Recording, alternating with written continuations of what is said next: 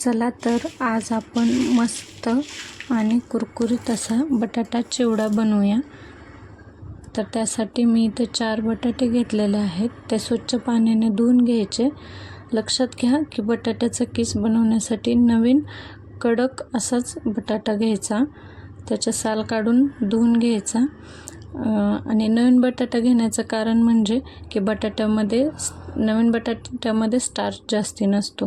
आता मी तुम्हाला 3 पद्धती सांगते बटाट्याचा किस करण्याच्या। तर ही पहिली पद्धत आहे की असं बारीक बारीक काप करून घ्यायचे बटाट्याचे, एकावरती एक ठेवायचे आणि त्याच्या बारीक अशा स्लाइस कट करून घ्यायच्या।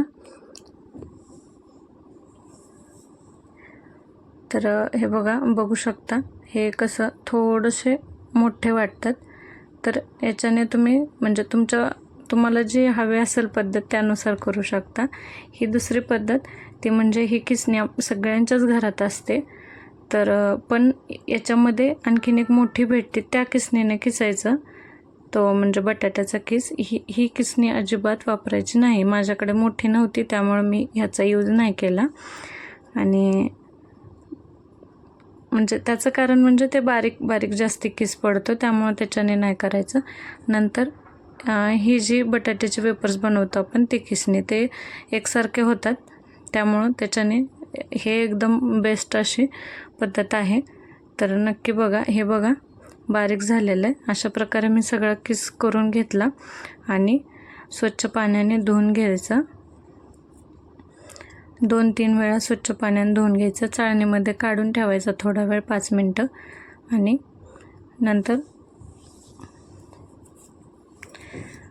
एक कपडा अंथरायचा खाली आणि त्याच्यावरती सगळं पूर्ण असं पसरवून घ्यायचं।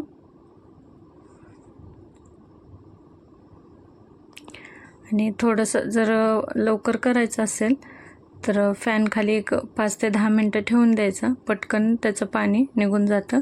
किंवा ह्या पद्धतीने असं पाणी काढून घ्यायचं कपड्याने वरून आणि पूर्णपणे असं पुसून घ्यायचं, तर लगेच निघतं पाणी।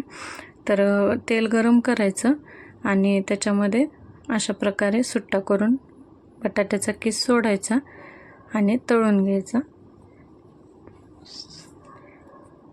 मीडियम फ्लेमवरतीच तळायचा, त्यांनी जास्ती लगेच म्हणजे लाल नाही होणार। तर अशा पद्धतीने मी सगळा बटाट्याचा किस तळून घेतलेला आहे।